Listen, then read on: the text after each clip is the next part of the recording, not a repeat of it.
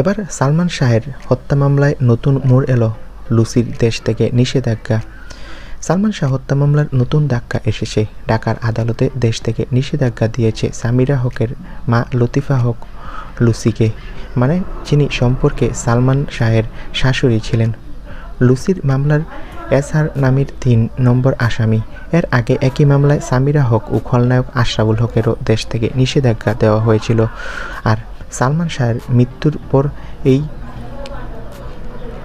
আদেশ দেওয়া হয়েছিল যে সালমান শাহের মৃত্যুটি আসলে অপমৃত্যু হয়েছিল, কিন্তু পরে হত্যা মামলা হিসেবে আবারও শুরু হয়েছে এখন তদন্ত। সালমান শাহের মামা দাবি করেছিল পরিকল্পিতভাবে হত্যা করা হয়েছে।